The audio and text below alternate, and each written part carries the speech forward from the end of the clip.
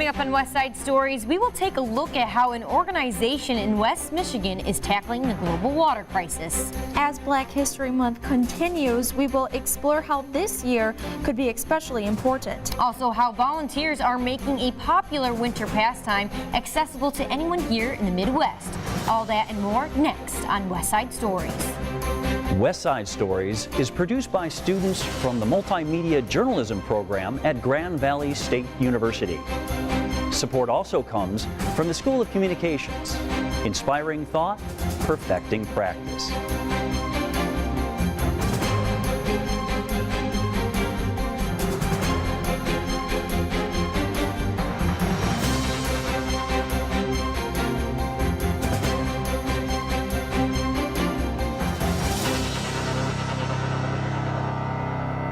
Welcome to West Side Stories. I'm Reagan Blissett. And I'm Kelly Hubbard. Since 1926, Black History Month is celebrated in February every single year.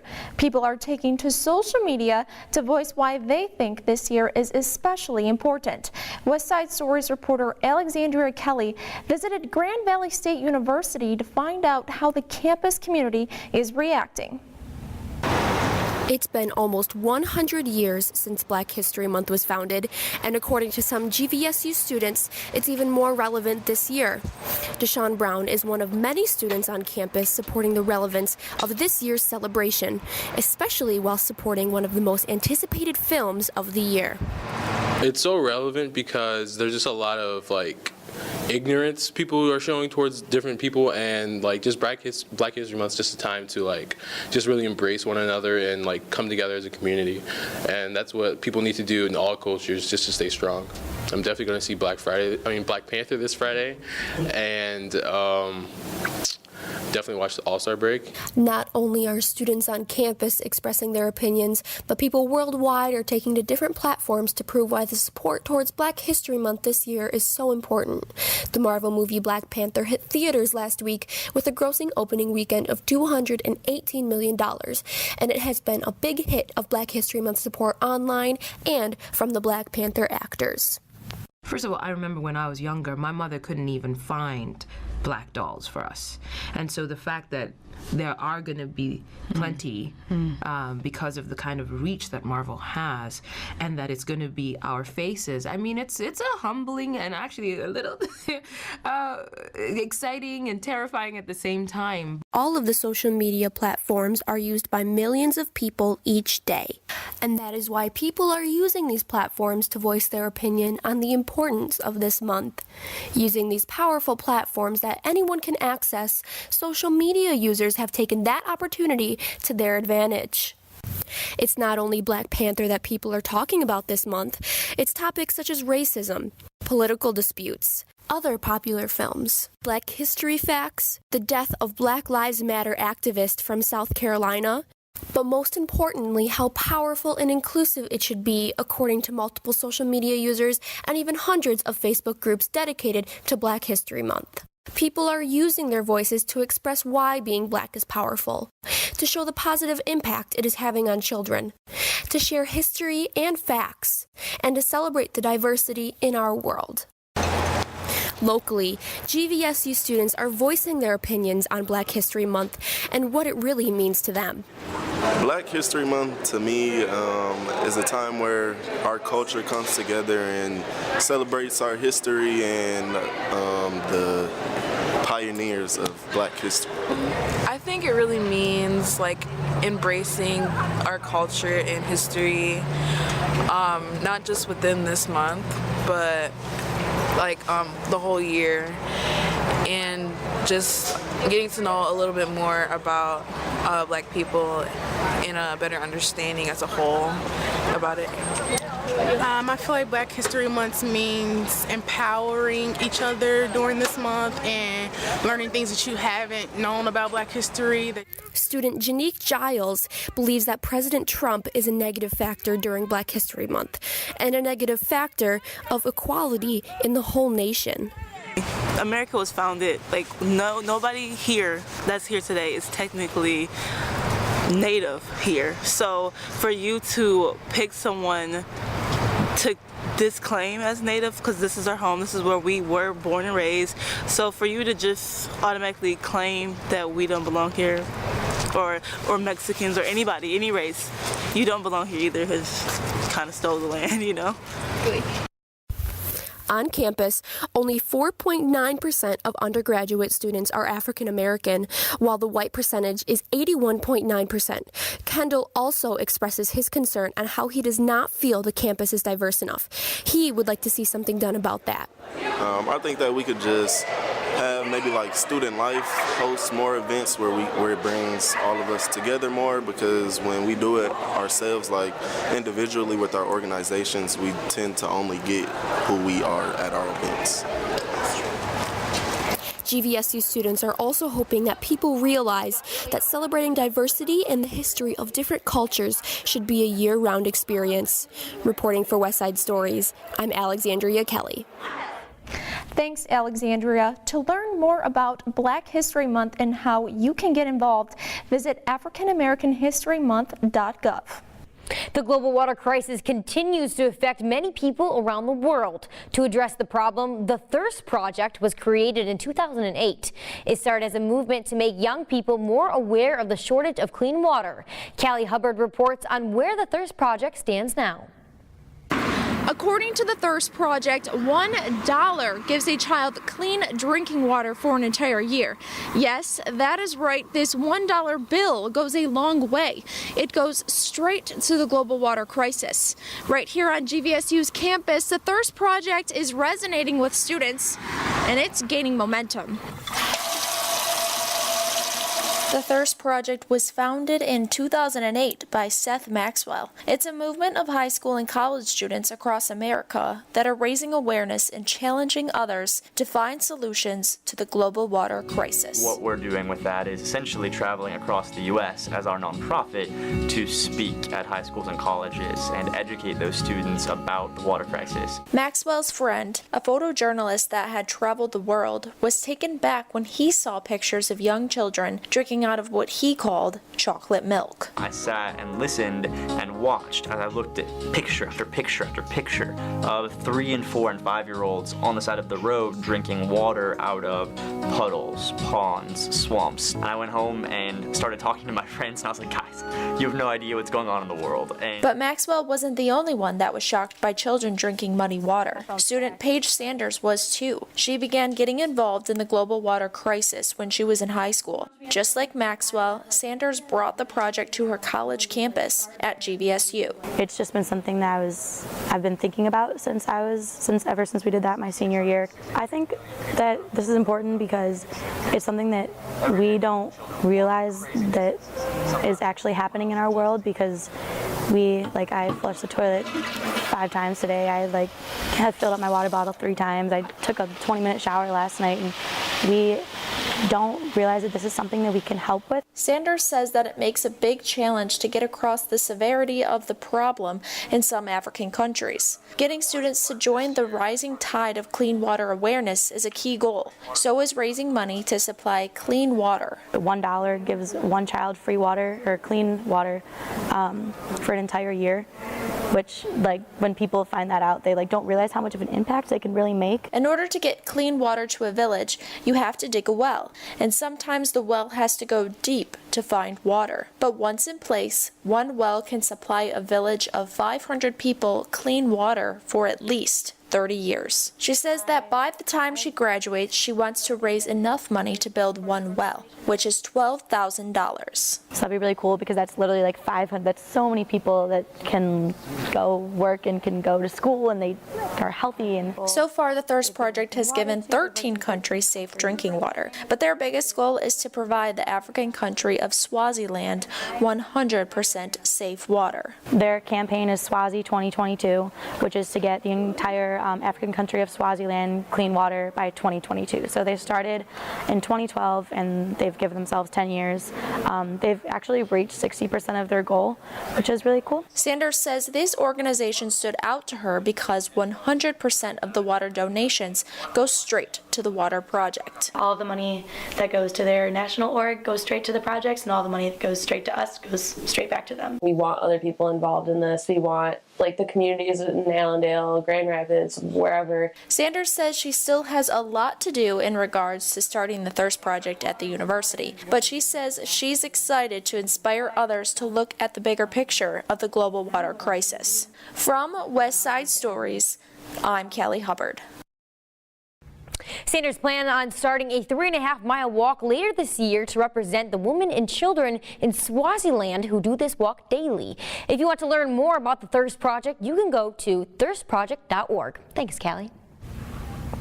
Dragon dances, spring rolls, and Chinese calligraphy workshops are just a few of the many ways to celebrate the Lunar New Year, known to many as the Chinese New Year. Reporter Ita Tsai visits DeVos Place in Grand Rapids to give us a deeper look into the annual celebration.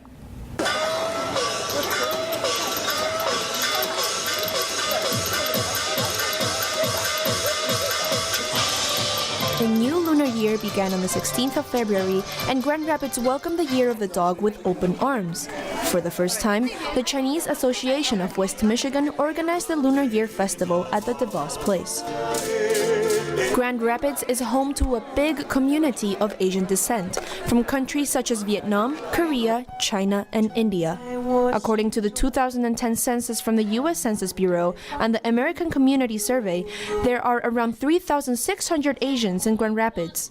That makes up nearly 2% of the population there. I think the Asian population here has grown so much, but there isn't any activity or event here to bring everybody together.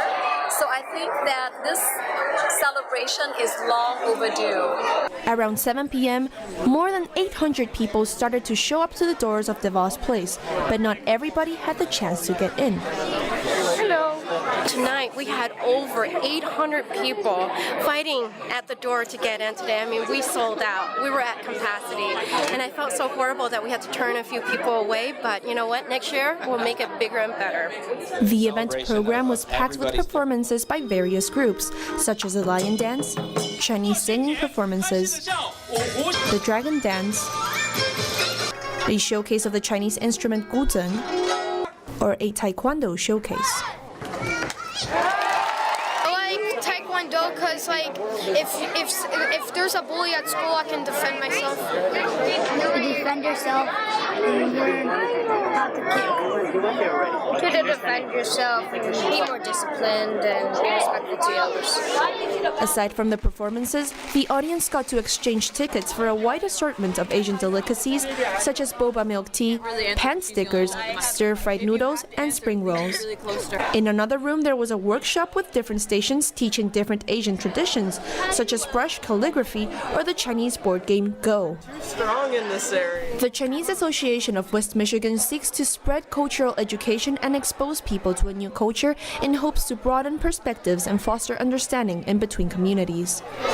We are living in a global village today, and a culture exchange is very important for all people, every individual in the world. And only by this kind of frequent culture exchange can we erase culture misunderstanding. So I think in America it's very important for everybody to be exposed to other culture. And we want to make West Michigan a vibrant community that is welcoming to all. And I think having events like this really show the inclusiveness of our community. And when you create inclusiveness, diversity will come. Happy New Year! 新年快乐! And like this, a successful event brought together diverse cultures in one room. A new, fresh year starts bringing fresh opportunities and experiences. Happy New Year! In Grand Rapids, I'm Ita Tsai. The Chinese Association of West Michigan say they think it's important to promote the representation of smaller communities in the U.S. And by the looks of things, they've started the new year off in the right direction. Radio Hall of Fame member John Records Landecker is a local legend, and his visit to Grand Valley thrilled students. But what he didn't know was that Grand Valley had a surprise for him at the end. Kendra Jarsma has more. WLS Music Radio. From Chicago, I am John Landecker, and Records truly is my middle name. A voice that could be heard around the country, and a voice that was just inducted into the National Radio Hall of Fame. You might never have guessed that John Records Landecker dropped out of college to pursue the career of his dreams. Landecker was a Grand Valley Laker before transferring to Michigan State University. While attending MSU, Landecker received a once-in-a-lifetime job opportunity in Philadelphia. With the support of those close to him, Landecker decided to leave MSU to pursue his career in radio. This eventually took him to Chicago, one of the biggest radio markets in America. His career choice inspired others to join in his field, like GVSU professor Len O'Kelly. I was young enough where I was told to go to bed every night by 8:30. And I would foil my parents' attempts to get me to go to sleep by keeping a radio under my pillow. I actually did this. And we would say goodnight and put the lights out, and then I would put the radio on so I could hear the last part of John Landecker's show that went till 10 o'clock at night, even though I was not supposed to be awake hearing that. O'Kelly had the chance to not only work with, but be the boss of DJs like Landecker and Dick Biondi when he came to work for WJMK in Chicago. After leaving WJMK, Landecker and O'Kelly stayed in touch. Landecker helped with O'Kelly's dissertation, and O'Kelly helped with Landecker's memoir, Records Truly Is My Middle Name. In his book, Landecker says his single biggest regret was not finishing college and receiving his diploma. In his talk at Grand Valley, Landecker said he wanted a diploma to fit in with members of his family, especially his father. Everybody's a college grad, but me. Last summer, when Landecker was at GVSU adding a chapter to his memoir, O'Kelly looked into what it would take for Landecker to finish his degree. After collecting all Landecker's transcripts and fitting the classes he had taken into current requirements, O'Kelly found that Landecker was only one class away from a degree. But also he'd been a very important part of my doctoral dissertation on radio history. I mean, he had a commitment to research. He was a published author. I said, you know, this looks to me like an independent study. I mean, often our students will do independent studies and they don't lead to books by the time they're done. And we all agreed that that was the appropriate way to go. All their work culminated in satisfying the requirements to obtain a degree in the School of Communications, a result that Landecker didn't see coming. Fred Anzac, the Dean of the College of Liberal Arts and Sciences at Grand Valley, presented Landecker with the diploma. Ladies and gentlemen, our newest Laker graduate. Landecker was overcome with emotion, but was proud of his achievement. What can I say? I came in a dropout. I walked out a graduate. In Allendale, I'm Kendra Jarsma. Landecker will be back for the graduation ceremony on April 28th to walk with this year's graduates from the Grand Valley School of Communications. Skiing and snowboarding are popular winter sports here in the Midwest. A local group of volunteers helped to make this fun winter pastime accessible to anyone. Justin Pelham has the story.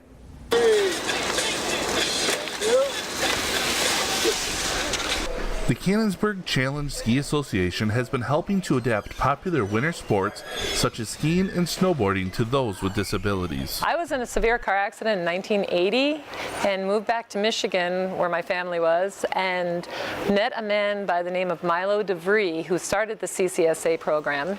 And in 1981 he taught me, I was his very first disabled skier, how to 3-track because I lost my leg. Not only is the program a great opportunity for the students, but also the volunteers. Many of the volunteers, like Gene Wygant and Rick Del Rosario, have been with the program for over 30 years. So I got involved with this program when I was going to school to be an occupational therapist, and I was doing volunteer work, and I was volunteering with occupational therapy, physical therapy, and recreational therapy, and this is one of the programs that I became involved with. You know, we've been doing it for a long time, and it's kind of, my family is here for most of the day on Sundays, and it's kind of like moving for us with all the ski equipment and the, you know, and the lunch that we bring up here, and we have therapy dogs that we bring along with us. It's like moving every Sunday. And then when we get up here and we do a lesson, that reminds you right there. Just to go down the hill with these students, that's the reward. It can sometimes be difficult for those with disabilities to get out and enjoy outdoor activities during the winter. You don't really realize when you haven't seen anything like this before that there are so many ways that people can get back and do winter activities, because when the snow flies, it's harder to get around. Say you're in a wheelchair, what are you going to do? Lots of people feel they're stuck in their homes, and this is just one of the programs that's out there that adapts different sports and activities so that people with disabilities can get out there, they can be active, and they still can do what everybody else does.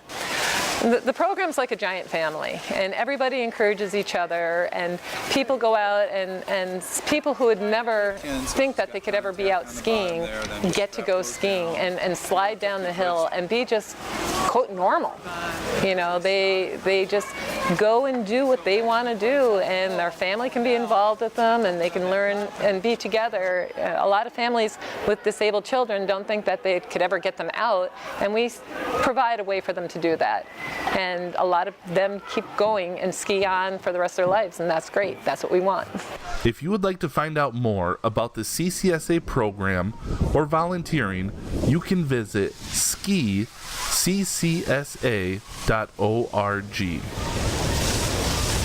From Canonsburg Ski Area, I'm Justin Pelham.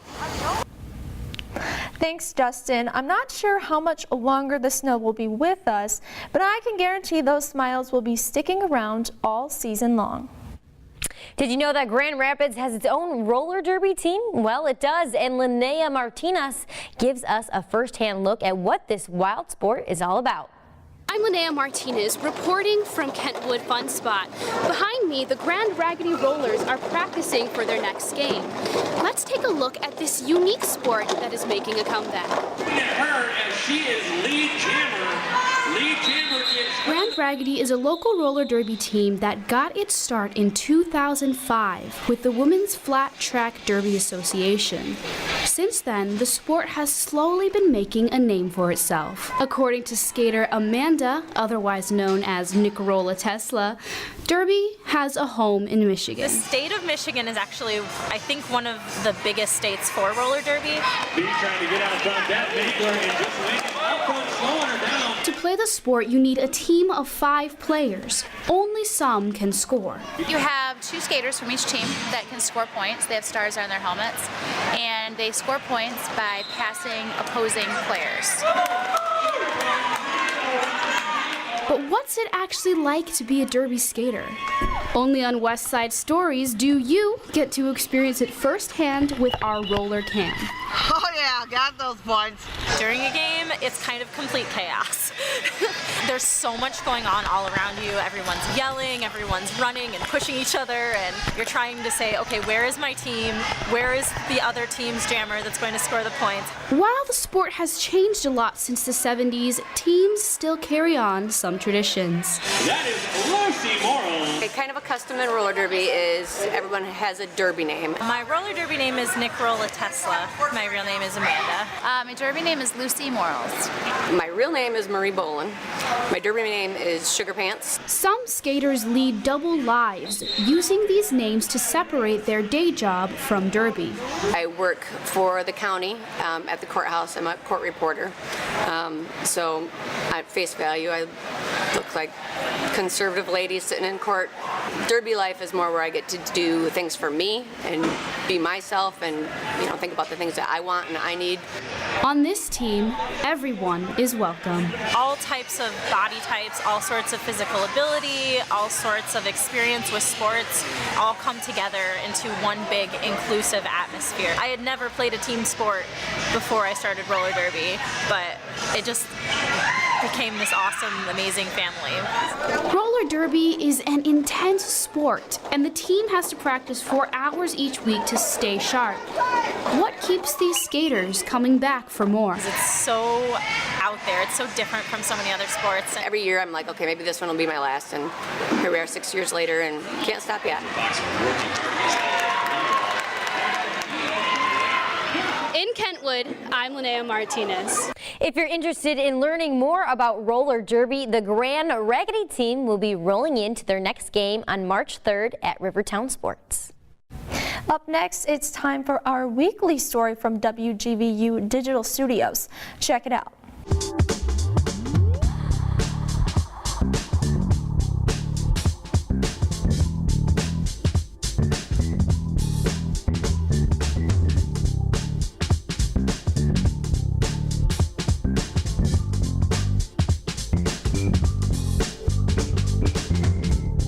It is GR Beer Month, and there's a tree theme. Different breweries around the area are brewing their own tree beers, and here at Thornapple Brewing, you have come up with the Squirrel's Nuts. Of course, Squirrel's Nuts makes sense. So this is a hazelnut stout. Oh. So it's brewed along with all the other breweries in the Michigan, or the Beer City Brewers Guild, to support the Brewers Grove project, where we take proceeds from our tree beer sales, buy trees, and then we all go down in October and plant trees in the park. Here's to planting trees and watering them. Give this a sip.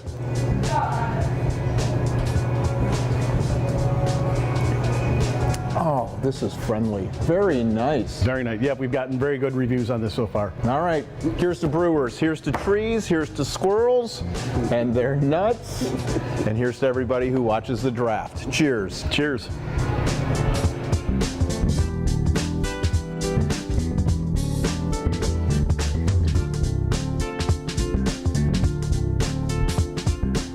As always, thank you to WGVU Digital Studios for providing that story. Well, that's all the time that we have. I'm Kelly Hubbard. And I'm Reagan Blissett. Thank you for watching the show, and we'll see you again next week. West Side Stories is produced by students from the Multimedia Journalism program at Grand Valley State University. Support also comes from the School of Communications, inspiring thought, perfecting practice.